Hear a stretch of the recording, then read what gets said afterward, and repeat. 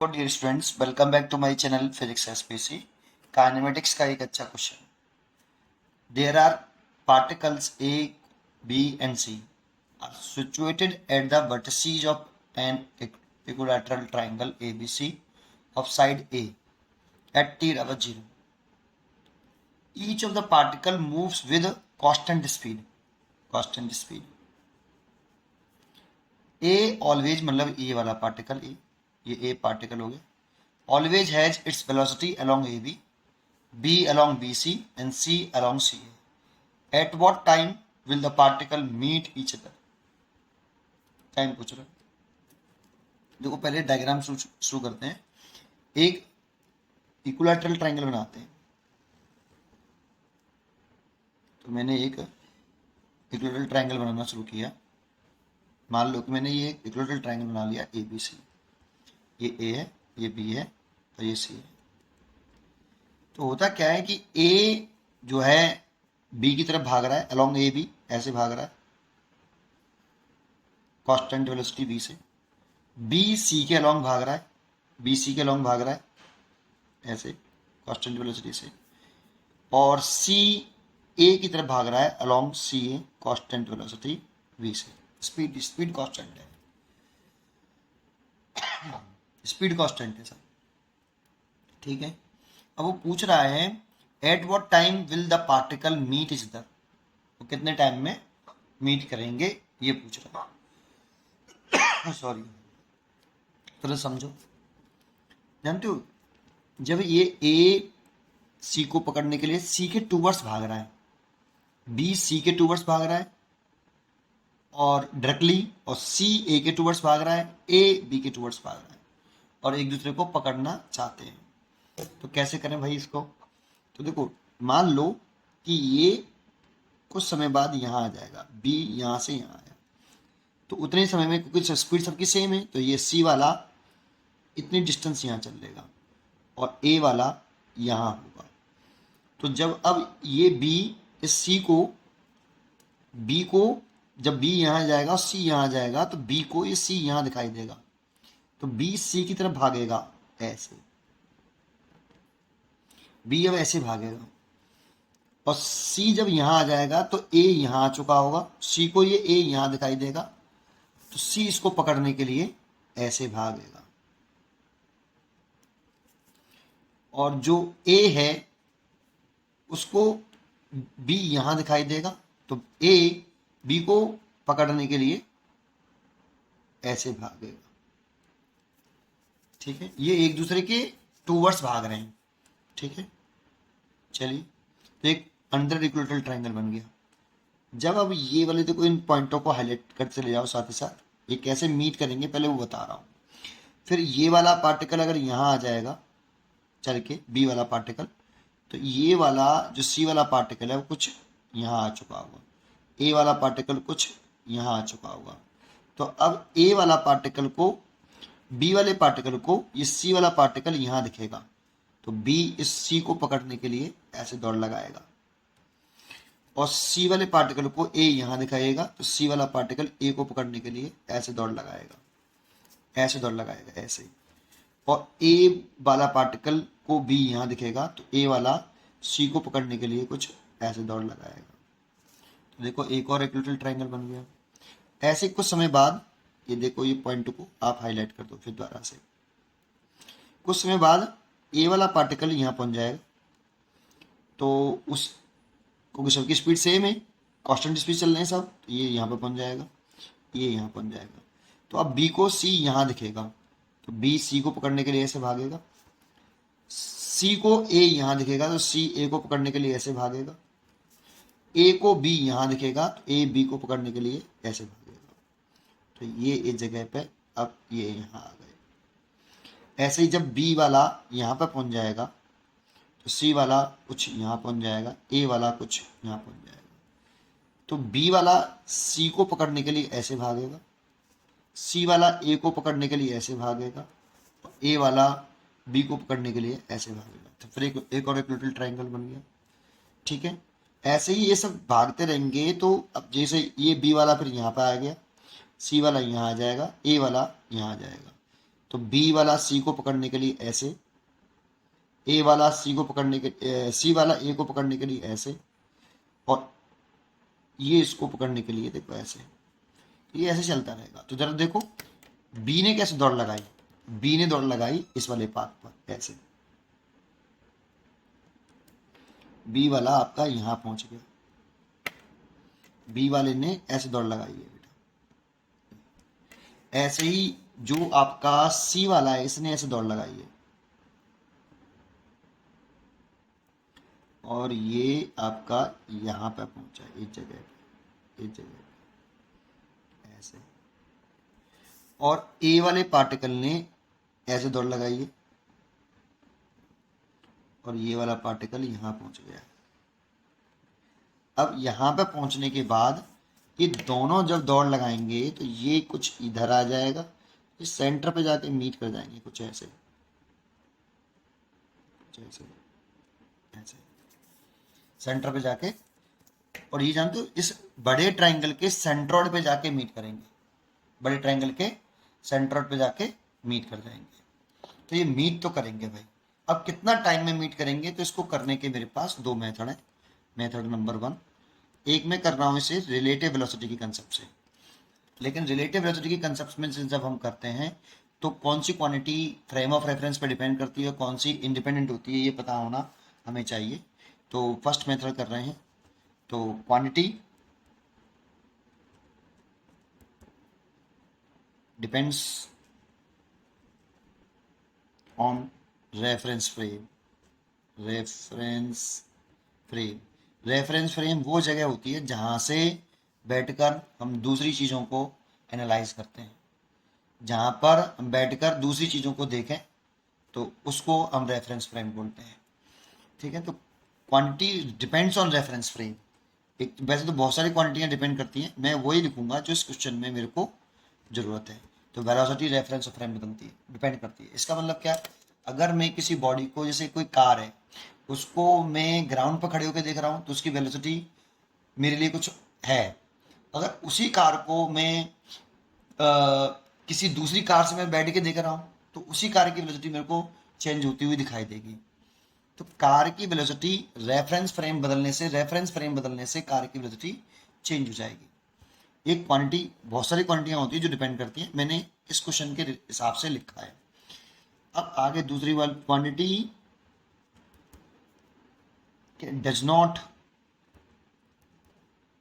Depends on reference frame, depends on reference frame. आप frame कोई सा भी हो, कहीं से भी देखो, किसी भी बॉडी को, क्या चेंज नहीं होगा, एक टाइम ऑफ इवेंट, और दूसरा distance between two particle, distance displacement नहीं, sorry, distance between two particles.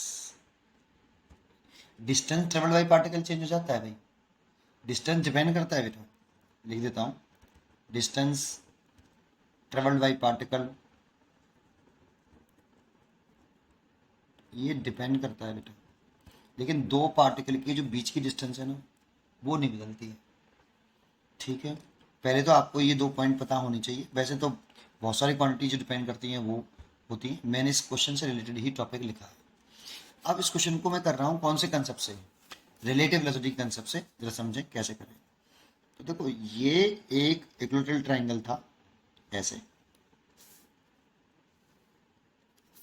और ये कॉर्नर था बी, ये कॉर्नर था सी, और ये कॉर्नर ए। ये वाला बी सी की तरफ भाग रहा था कितनी वेलोसिटी से, वी वेलोसिटी से, स्पीड से, कांस्टेंट स्पीड से, और सी वाला ए की तरफ भाग रहा था कांस्टेंट स्पीड से। तो ये बताओ, जब ये भाग रहा है तो ये इधर भाग रहा है, तो बी और सी के बीच की सेक्शन क्या हो रही है, कम। बी सी के पास जा रहा है, लेकिन सी जो पास आ रहा है, सी को खुद नहीं मालूम है कि पास आ रहा हूं, लेकिन सी पास आ रहा होगा, सी को लग रहा है तो मैं तो दूर जा रहा हूं, और बी सोच रहा है मैं सी के पास जा रहा हूं, और सी सोच रहा है मैं तो ए के पास जा रहा हूं, लेकिन सी भी बी के पास आ रहा होगा। कैसे, अगर ये एंगल इक्विलैटरल ट्रायंगल है तो एंगल 60 डिग्री होगा। इसका एक कंपोनेंट करें ये वाला v sin 60, और ये वाला कंपोनेंट करें वेलोसिटी का v cos 60। तो देखो ये इस वाले इस वेलोसिटी का, इस वेलोसिटी की वजह से c वाला पार्टिकल b के पास नहीं जा रहा होगा, ये वाला वेलोसिटी की वजह से पार्टिकल सी बी के पास नहीं आ रहा होगा, लेकिन इसका जो दूसरा कंपोनेंट है v cos 60 डिग्री, वो उस वेलोसिटी की, इस कंपोनेंट वेलोसिटी की वजह से सी बी के पास आ रहा होगा। देखो बी तो सी के पास जा ही रहा है, बी किधर की तरफ दौड़ लगा रहा है, सी के पास जाने की कोशिश कर रहा है, सी को पकड़ने की कोशिश कर रहा है, लेकिन सी ए को पकड़ने की कोशिश कर रहा है, लेकिन सी को ऐसा लग रहा है कि मैं तो ए को पकड़ रहा हूं, लेकिन वो जाने अनजाने में वो एक बी के पास भी आ रहा है, क्योंकि उसकी एक कंपोनेंट वेलोसिटी उसको किधर की तरफ ला रही है, बी के पास ला रही है। सी की ये वाला जो कंप्यूटर वेलोसिटी है ना, वो सी को बी के पास ला रही है। तो मैं इस हिसाब से अगर मैं लिखूं कि अगर मैं रिलेटिव वेलोसिटी निकालूं with respect to C, with respect to C, relative velocity of B. अब बच्चे सोचते हैं वेलोसिटी ऑफ बी तो दे रखी है, लेकिन ये ग्राउंड के रेस्पेक्ट में ये सारी जो दे रखी है, इसकी वेलोसिटी भी, इसकी वेलोसिटी भी, इसकी स्पीड भी, इस सब किसके रेस्पेक्ट में, ग्राउंड के रेस्पेक्ट में। मैं रिलेटिव वेलोसिटी ऑफ बी निकालना चाहता हूँ विद रेस्पेक्ट टू सी। तो ये जो ये विद रेस्पेक्ट टू निकालते हैं, ये रेफरेंस फ्रेम होता है, रेफरेंस रेफरेंस फ्रेम। मतलब हम सी पर बैठकर, कोई चीटा बैठ जाए, मैं नहीं बैठूं पार्टिकल पर, पार्टिकल सी पर कोई चीटा बैठ के बी को एनालाइज कर रहा है, ये सी पर बैठकर पार्टिकल बी की वेलोसिटी है।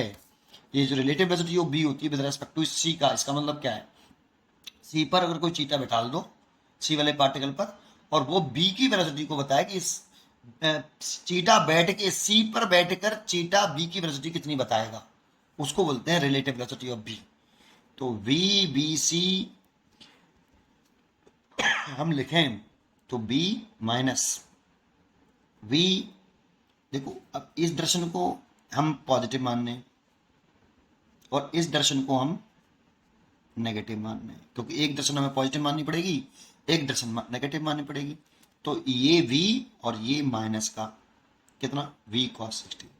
ये तो फॉर्मूला होता है रिलेटिव वेलोसिटी का, जब भी हमें रिलेटिव वेलोसिटी ऑफ b निकालनी है विद रेस्पेक्ट टू c, तो v भी माइनस वी सी, वी भी माइनस वी सी।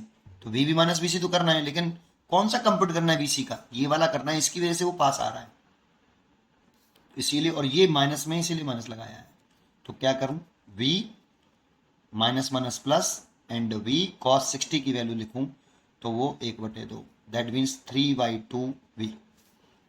अब मैं टाइम निकाल लूं कि मीट करने का जो टाइम है, time is equal to distance upon speed v by c. देखो time of event reference frame पे डिपेंड नहीं करता, चाहे ग्राउंड से देखो चाहे पार्टिकल सी पर बैठ के देखो, टाइम इंडिपेंडेंट होता है। और डिस्टेंस बिटवीन टू पार्टिकल्स जब जानते हो सी पर बैठ के देखेंगे ना, तो सी को रेस्ट में मान के बी ए को कितने समय में पकड़ लेगा उस समय निकालना है। तो इसीलिए डिस्टेंस जो होगी वो इसकी कितनी होगी, ये डिस्टेंस कितनी है आपकी ए, मैंने ये डिस्टेंस ए मानी है और ये डिस्टेंस ए मानी, तो डिस्टेंस तो ए है और स्पीड कितनी से चल रहा है 3/2v से, इसलिए टाइम लगेगा 2a/3v। तो इतने टाइम में ये एक दूसरे से मीट कर जाएंगे भाई, तीनों पार्टिकल, ये तीनों पार्टिकल के लिए हो गया। ये मैंने किया रिलेटिव वेलोसिटी के कंसेप्ट से, अगर आपको समझ में आया हो, क्योंकि इसको सीखने के लिए आपको रिलेटिव वेलोसिटी का कंसेप्ट अच्छी तरीके से आना चाहिए, ठीक है। सेकंड मेथड आसान होता है, अगर आपको रिलेटिव वेलोसिटी का कंसेप्ट नहीं आता तो आप सेकंड मेथड से करिए इस क्वेश्चन को। कैसे, कि अगर आप सबसे पहले इसमें इक्विलैटरल ट्रायंगल बना लीजिए ऐसे, ये ए है, ये बी है और ये सी है, इसकी ये साइड हमें मालूम है कितनी है, ए है, और इक्विलैटरल ट्रायंगल है तो ये एंगल भी मेरे को मालूम है, ये 60 डिग्री है।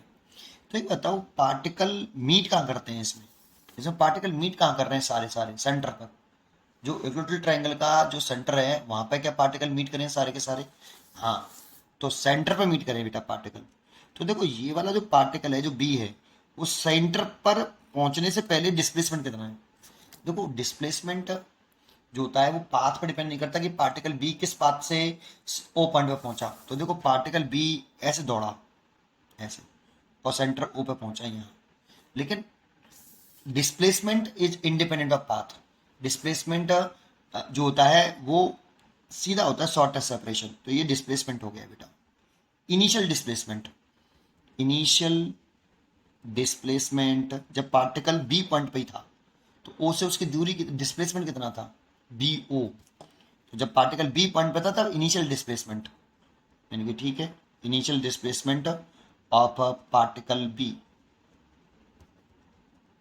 तो मैं लिखूंगा बी ओ कितना। अब बी ओ डिस्टेंस मेरे को ज्योमेट्री से निकालनी पड़ेगी, कितनी है भाई। तो देखो ये मैं जानता हूं कि ये 60 डिग्री है, तो ये 30 डिग्री होगा, 30 डिग्री।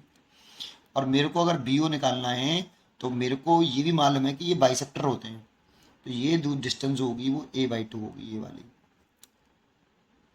और ये a/2 है तो ये बेस a/2 है, तो मेरे को ये निकालना है। तो मैं कैसे निकालूं, cos 30 लगा लूं इस वाले ट्राइंगल में, BOM में, ट्राइंगल BMO में। cos 30 is equal to base, base तो हो गया a/2 और हाइपोटेनियस हो गया BO, जो कि मेरे को निकालना है। तो BO इक्वल टू हो जाएगा a/2 cos 30 डिग्री, और cos 30 डिग्री की वैल्यू होती है √3/2, तो इससे कैंसिल। तो BO आ गया आपका a/√3। अब जानते हो जब ये यहां से यहां पहुंच जाएगा तो फाइनल डिस्प्लेसमेंट कितना होगा, जब O पर पहुंच जाएगा तो पहुंचने से पहले B और O का डिस्प्लेसमेंट कितना है, B और O पॉइंट का BO, और जब O पॉइंट पे ये B पार्टिकल पहुंच जाएगा तो डिस्प्लेसमेंट कितना होगा, 0। तो डिस्प्लेसमेंट को BO से 0 होने में कितना समय लगेगा, क्योंकि सारे पार्टिकल सी पॉइंट पे देखो, सी का भी सी भी O पे पहुंचेगा, ए भी O पे पहुंचेगा, और सबका डिस्प्लेसमेंट सेम है, इतना ही है, सबका डिस्प्लेसमेंट a/√3 है। और लेकिन ये चल तो इधर रहा था ऐसे v वेलोसिटी से, तो देखो ये कंपोनेंट वेलोसिटी इसकी डायरेक्शन को नहीं घटाएगी, ये कंपोनेंट वेलोसिटी इसकी डिस्टेंस को नहीं घटाएगी। बी और ये डिस्टेंस घटनी चाहिए तभी तो वो मीट करेंगे, तो इसका ये कंपोनेंट वेलोसिटी डिस्टेंस को उठाएगा, ये वाला, जो कि कितना होगा, v cos 30 डिग्री। तो हम लिखेंगे component of velocity, component of velocity along BO, क्योंकि ये इस वेलोसिटी का ये जो कंपोनेंट है इसकी वजह से ही डिस्टेंस BO से, पहले पार्टिकल B पे था, फिर डिस्प्लेसमेंट कितना हो गया, पहले डिस्प्लेसमेंट इनिशियल डिस्प्लेसमेंट कितना था जब पार्टिकल B पे था, BO। जब पार्टिकल B से O पर पहुंच जाएगा तो डिस्प्लेसमेंट कितना आ जाएगा, 0। इसमें कितना टाइम लगा, ये टाइम निकालना है। तो बेटा B से O पर पार्टिकल चलेगा तो ये वाली वेलोसिटी घटाएगी ना डिस्प्लेसमेंट को, v cos 30, तो ये घटाएगी, तो ये कितना होगा, v cos 30, that means v cos 30 की वैल्यू √3 कितना, cos 30 की वैल्यू साइन साइड की वैल्यू √3/2, ऐसा मैंने कि ठीक है। अब टाइम कितना लगा, तो टाइम इज इक्वल टू लिखेंगे डिस्प्लेसमेंट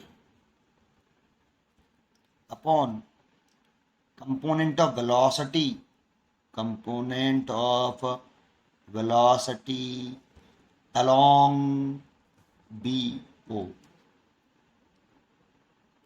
तो डिस्प्लेसमेंट तो आपका a/√3 है, a/√3, और ये है v√3/2, √3 से √3 कैंसिल, तो ये कितना आ गया, नहीं √3 कैंसिल नहीं होगा, 2 ऊपर पहुंच जाएगा, ये साथ आएंगे, सॉरी बेटा, कटेगा नहीं, कटेगा नहीं, 2a/3b, तो इससे भी वही आंसर आ रहा है। देखो कटेगा कैसे बेटा, ये सबसे ऊपर पहुंचेगा, ये इसके साथ आएगा, ये यहाँ पहुंच जाएगा, ये यहाँ आ जाएगा, तो इतना ही तो आंसर आएगा बेटा। ठीक, तो देखो टाइम वहाँ से भी उतना ही निकला है और यहाँ से भी। उम्मीद करता हूँ कि आपको ये क्वेश्चन समझ में आया होगा। अभी मैं इसका एक क्वेश्चन और बताऊंगा, तीनों क्वेश्चन जरूर देखना आप, एक हेक्सागोन का क्वेश्चन और कराऊंगा, सिमिलर कंसेप्ट से करेंगे। अगर तीनों को आप देख लोगे तो जरूर आपको ये समझ में आ जाएगा। मैंने एक इससे पहले स्क्वायर का कराया था, एक मैंने VA कराया है। अब तीनों क्वेश्चनों को देखिए, ठीक है, पढ़ते रहिए और खुश रहिए। Thank you.